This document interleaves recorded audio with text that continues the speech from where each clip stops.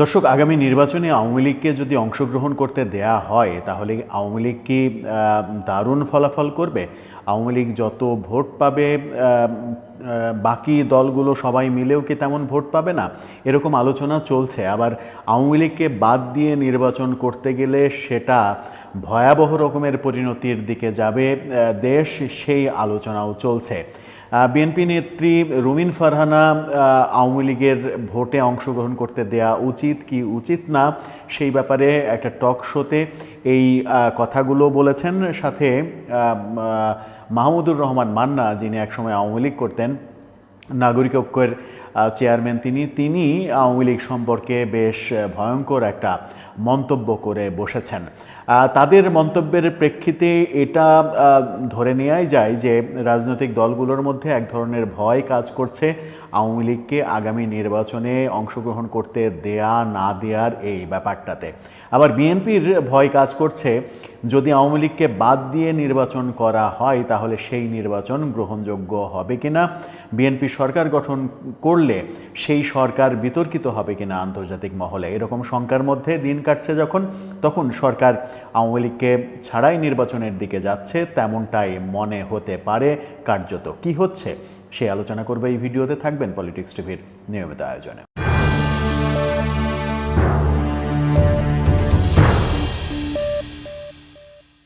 দর্শক, পলিটিক্স টিভির নিয়মিত ভিডিওগুলো স্পন্সর করছে প্রজাপতি.টিভি, নতুন ওটিটি প্ল্যাটফর্ম। আপনারা চাইলে ইউটিউবে, ফেসবুকে, ইনস্টাগ্রামে, টিকটকে দেখে নিতে পারেন। ডেসক্রিপশন বক্সে লিঙ্ক দেওয়া থাকবে, সেখান থেকেও আপনারা দেখে নিতে পারেন প্রজাপতির কার্যক্রম। চলে যাচ্ছি মূল ভিডিওতে। বলছিলাম, আগামী নির্বাচনে আওয়ামী লীগ থাকবে কি থাকবে না এই প্রসঙ্গে বিএনপি এবং নাগরিক ঐক্যের দুই নেতার মন্তব্য নিয়েই এই ভিডিও। রুমিন ফারহানা, ব্যারিস্টার রুমিন ফারহানা সাম্প্রতিক একটি টক শোতে বেশ কিছু প্রশ্ন সামনে নিয়ে এসেছেন। এই সরকারের ব্যর্থতা নিয়ে যেমন বিভিন্ন প্রশ্ন সামনে নিয়ে এসেছেন, আবার আওয়ামী লীগকে নির্বাচন করতে দেয়া উচিত কি দেয়া উচিত না এই প্রশ্নগুলো সামনে নিয়ে এসেছেন। তিনি প্রশ্ন করেই বসেছেন যে আওয়ামী লীগকে বাদ দিয়ে নির্বাচন কি কেউ মানবে? আওয়ামী লীগকে বাদ দিয়ে যদি নির্বাচন করা হয় দেশে বিদেশে সেই নির্বাচন কি গ্রহণযোগ্য হবে? উত্তর তিনি না দিলেও তার এই প্রশ্নের মাধ্যমেই তিনি বুঝিয়ে দিয়েছেন যে সেটা কেউ মানবে না, গ্রহণযোগ্য হবে না। এবং উদাহরণ হিসেবে তিনি বলেছেন যে আওয়ামী লীগও তো বিএনপিকে বাদ দিয়ে নির্বাচন করেছিল, সেই নির্বাচন কি ধোপে টিকেছে কিংবা সেই নির্বাচনের গ্রহণযোগ্যতা কি পেয়েছে তারা আন্তর্জাতিক মহলে? পায়নি, একেবারেই পায়নি। সুতরাং আওয়ামী লীগকে বাদ দিয়ে বাংলাদেশের দুটি, এমন কথা তিনি বলেছেন যে বাংলাদেশের দুটি বড় দল, মুখ্য দল দুটি, এই দুটি দলের কোনো একটিকে বাদ দিয়ে নির্বাচন কখনোই গ্রহণযোগ্য হবে না। তিনি আরেকটা প্রশ্ন করেছেন যে ধরেন আওয়ামী লীগকে বাদ দিয়েই নির্বাচন করলেন, তাহলে বিরোধী দল হবে কে? তিনি সরাসরি বলেননি যে বিএনপি ক্ষমতায় আসবে, কিন্তু বলেছেন যে বিরোধী দল হবে কে। তার মানে হচ্ছে যে বিএনপি ক্ষমতায় আসবে, বিরোধী দল কে হবে, বিরোধী দলে কাদেরকে পাওয়া যাবে, সেই প্রশ্নটাও একটা গুরুত্বপূর্ণ প্রশ্ন। এবং তিনি একথাও বলেছেন যে গণতন্ত্রের সৌন্দর্য বিরোধী দলের মধ্যে নিহিত থাকে। শক্তিশালী বিরোধী দল না হলে সংসদ শক্তিশালী হয় না, সরকার স্বৈরতন্ত্রের দিকে যে যেতে পারে, স্বৈর শাসক হয়ে যেতে পারে, তার উদাহরণ সাম্প্রতিক সময়ে আমরা পেয়েছি। তিনি এটা বলেছেন যে এর আগের রাজনীতিতে একটা ব্যালেন্স ছিল আওয়ামী লীগ এবং বিএনপি ডানপন্থী দল, আওয়ামী লীগ বামপন্থী ঘরানার। ডান এবং বামের এই যে দুটি ঘরানা, দুটি সংমিশ্রণ, এই দুটির মাধ্যমে বাংলাদেশে একজন আরেকজনের বিভিন্ন কার্যক্রম সম্পর্কে সমালোচনা করে, প্রতিবাদ করে, এটাই গণতন্ত্রের সৌন্দর্য। কিন্তু আওয়ামী লীগকে বাদ দিয়ে যদি আপনি সংসদ গঠন করেন তাহলে সরকারে ডানপন্থী থাকবে, বিরোধী দলেও হয় ডানপন্থী থাকবে, না হলে উগ্র ডানপন্থী থাকবে, যারা উগ্র সাম্প্রদায়িক রাজনীতি করতে চায়, ডানপন্থা রাজনীতি করতে চায়, এরকম রাজনীতির লোকজনই থাকবে। তার মানে হচ্ছে যে সরকারেও ডানপন্থী, বিরোধী দলেও ডানপন্থী কিংবা উগ্র ডানপন্থী, এতে দেশের জন্য খুব একটা মঙ্গল হবে না, এমন মন্তব্য তিনি করেছেন। অর্থাৎ লেফট রাইটের যে ভারসাম্য, সেই ভারসাম্যটা নষ্ট হবে। তিনি স্বীকার করেছেন যে কিছু না হলেও যত পতনই হোক না কেন আওয়ামী লীগের তো এখনও 25% ভোট রয়েছে। সেই 25% জনগণ কি করবে? তাদের ভোট কোথায় যাবে? তাদের মতামতের কোনো গুরুত্ব থাকবে না? এটা তো হতে পারে না, এটা গ্রহণযোগ্য হবে না। রুমিন ফারহানা যখন নিজে বললেন বিএনপি বিএনপি নেত্রী রুমিন ফারহানা যখন নিজেই বলছেন যে অন্তত 25% জনগণের সমর্থন এখনও আওয়ামী লীগের রয়েছে, তখন বাস্তবতা কি? বাস্তবতা হচ্ছে যে গ্রহণযোগ্য যে জরিপ সেটা দিয়ে বলা যায় যে যদি খুব কমও হয় তাহলেও আওয়ামী লীগের ভোটার মানে স্টক যে ভোটার সেই ভোটারের সংখ্যা 30 থেকে 35%।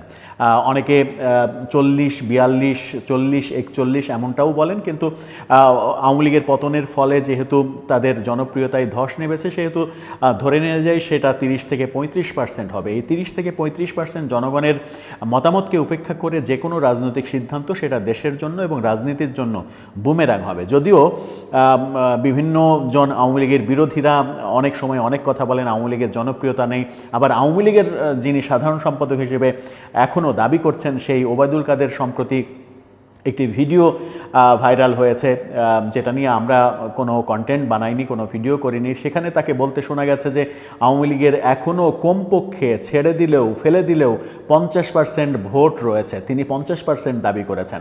আওয়ামী লীগের পক্ষ থেকে আওয়ামী লীগের সাধারণ সম্পাদক ওবায়দুল কাদের, যিনি নানা কথাবার্তার কারণে জুলাই আগস্ট আন্দোলনের সময়ই বিতর্কিত হয়েছেন, তার কথায় একটু অতিরঞ্জন ভাব থাকবে, সেটাই স্বাভাবিক। কিন্তু বাস্তবতা 30 থেকে 35%কে তো ফেলে দেওয়া যাবে না।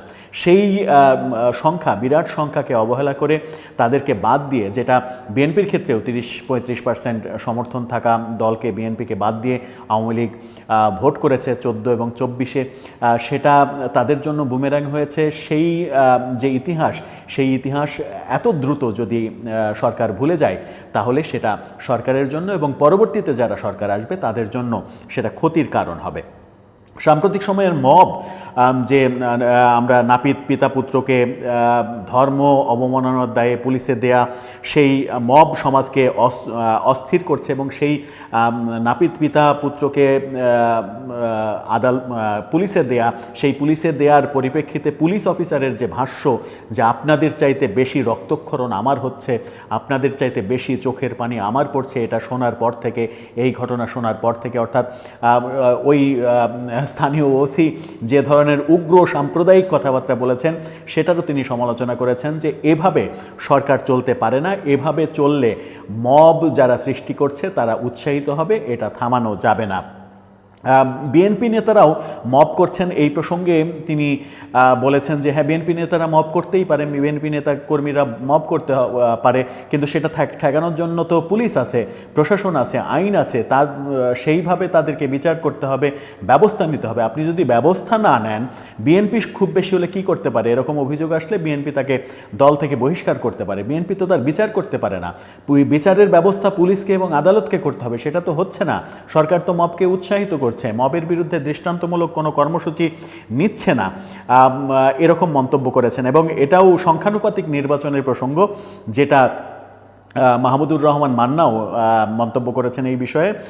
সংখ্যানুপাতিক নির্বাচনের প্রসঙ্গে রুমিন ফারহানা বলেছেন সংখ্যানুপাতিক নির্বাচন এক ধরনের স্বৈরতন্ত্র জন্ম দেবে এবং সেই স্বৈরতন্ত্র জন্ম দেওয়ার ফলে সাম্প্রতিক সময়ে যে আলোচনাগুলো হচ্ছে সেটা হচ্ছে যে সংখ্যানুপাতিক নির্বাচনের দাবি বিভিন্ন দল থেকে উঠছে। যে দলগুলো ছোট দল তারা সংখ্যানুপাতিক নির্বাচনের দাবি করছে। এই বিষয়ে মাহমুদুর রহমান মান্না, নাগরিক ঐক্যের সভাপতি, তাকে কেন্দ্র করে দৈনিক আজকের কণ্ঠ, যদিও এটা স্থানীয় পত্রিকা, তারা একটা ফটোকার্ড সামনে নিয়ে এসেছে। সেই ফটোকার্ডটাতে তারা বলার চেষ্টা করছে সেটা হচ্ছে যে আওয়ামী লীগ যদি নির্বাচন করতে পারে, যদি পিআর সিস্টেমে ভোট হয়, তাহলে তারা যত ভোট পাবে আমরা বাকিরা সবাই মিলেও তা পাবো না। অর্থাৎ আওয়ামী লীগকে যদি ভোট করতে দেয়া হয় এবং সেই নির্বাচনটা যদি পিআর সিস্টেমে করা হয়, সংখ্যানুপাতিক সিস্টেমে করা হয়, তাহলে আওয়ামী লীগ সারা দেশে আমাদের সবার চাইতে বেশি ভোট পাবে। এই ধরনের মন্তব্য কেন মাহমুদুর রহমান মান্না করলেন, কিংবা তিনি আদৌ এই মন্তব্য করেছেন কিনা সেই ব্যাপারে ব্যক্তিগতভাবে আমার যথেষ্ট সন্দেহ রয়েছে। কিন্তু সংখ্যানুপাতিক নির্বাচন নিয়ে যে সমালোচনাটা বিএনপির পক্ষ থেকে যে সমালোচনাটা করা হচ্ছে সেটা হচ্ছে যে, এবং বিশেষজ্ঞরা সমালোচনা করছেন, সংখ্যানুপাতিক নির্বাচন স্বৈরতন্ত্রকে আরও বেশি উৎসাহিত করবে। সংখ্যানুপাতিক নির্বাচনের মূল মোটোটা কি? সেটা হচ্ছে সারা দেশে কত পার্সেন্ট কে ভোট পেল, এটা। তার মানে হচ্ছে যে আপনার কে এমপি হচ্ছে, আপনার আসনে কে এমপি হচ্ছে আপনি জানেন না। অর্থাৎ এমপিকে জনগণের কাছে যেতে হচ্ছে না ভোট চাইতে, জনগণ যে ওই ব্যক্তিকে দেখে ব্যক্তিকে বিবেচনা করে ভোট দেবে সেই অপশন থাকছে না, পুরো ক্ষমতা থাকছে দলের যিনি প্রধান তার উপরে। অর্থাৎ যতগুলো আসন তিনি সংখ্যানুপাতিক হারে পেলেন, ধরে নেওয়া যাক যে 100 আসন তিনি পেলেন, এই 100 জন কারা এমপি হবেন সেটা তিনি নির্ধারণ করবেন। তার মানে হচ্ছে যে দলীয় প্রধানের কাছে টাকার বস্তা নিয়ে এমপি প্রার্থীরা যাবে, যে যত বেশি টাকা দেবে সে তত এমপি প্রার্থী হিসেবে এগিয়ে থাকবে। এইভাবে ব্যাপারগুলো হবে। আবার যে দলগুলোর অস্তিত্বই নেই, একটা সংসদীয় আসনেও জেতার মতো ক্ষমতা নেই, তারা সারা দেশ কুড়িয়ে কুড়িয়ে হয়তো 1% ভোট পেয়ে গেল, সেই 1% ভোট সারা দেশে কুড়িয়ে কুড়িয়ে পাওয়ার ফলে সে 3 জন সংসদ সদস্যের মালিক হয়ে যাবে। এভাবে বাংলাদেশে ভোট করার বাস্তবতা নেই। এবং সবথেকে বড় কথা হচ্ছে যে জনগণ তার এমপি চিনতে পারবে না, এমপি কে হবে এটা জানবে না, তার উপরে এমপি একজন দলীয় প্রধান চাপিয়ে দেবেন, সে হয়তো তার এলাকার মানুষই না, তার কোনো দায়বদ্ধতা থাকবে না। এই ব্যাপারগুলো নিয়ে সমালোচনা হচ্ছে এবং এমপি পদ বিক্রি হবে কাঁড়ি কাঁড়ি টাকায়, নির্বাচনে টাকার উৎসব শুরু হবে এই পদ্ধতিতে নির্বাচন করা, এই সমালোচনাগুলো চলছে। দর্শক, রুমিন ফারহানা এবং মাহমুদুর রহমান মান্না তারা যে কথাগুলো আওয়ামী লীগের নির্বাচন করতে দেয়া না দেয়া বিষয়ে, বিশেষ করে মাহমুদুর রহমান মান্নার কথায় যে কথাটা উঠে আসলো যে আগামী নির্বাচনে আওয়ামী লীগ অংশগ্রহণ করলে, সংখ্যানুপাতিক নির্বাচন হলে তারা সব থেকে বেশি ভোট পেয়ে যেতে পারে। রুমিন ফারহানা বলছেন, প্রশ্নই তুলে ফেলেছেন আওয়ামী লীগকে বাদ দিয়ে সেই নির্বাচন গ্রহণযোগ্য হবে কিনা। এগুলোর একমাত্র কারণ হচ্ছে বিএনপি যখন মোটামুটি নিশ্চিত আগামী নির্বাচনে তারা সরকার গঠন করবে, তখন একপাক্ষিক নির্বাচনের ফলে কি পরিণতি হয়, আওয়ামী লীগের কী পরিণতি হয়েছিল সেটা তাদের যেহেতু মাথায় রয়েছে, সেহেতু তারা চাইবে না আওয়ামী লীগকে বাদ দিয়ে, আওয়ামী লীগকে সাইডে রেখে নির্বাচন করতে, যেটা হয়তো খুব সহজেই এনসিপি চাইবে কিংবা জামাত চাইবে কিংবা এবি পার্টি কিংবা গণ অধিকার পরিষদ তারা চাইবে, কারণ তাদের সরকার গঠন করার বাস্তবতা নেই। সেহেতু তারা চাইলেই বা কি না চাইলেই বা কি তাদের তো এই বিপদটা ফেস করতে হবে না, যারা সরকার গঠন করবে তাদেরকে এই বিপদটা ফেস করতে হবে। সেই বিপদে বিএনপি পড়তে চাইছে না, সেই কারণেই হয়তো রুমিন ফারহানারা এমন মন্তব্য করছেন। দর্শক, আপনার কি মনে হয়? আপনার মতামত জানিয়ে লিখতে পারেন আমাদের কমেন্ট বক্সে।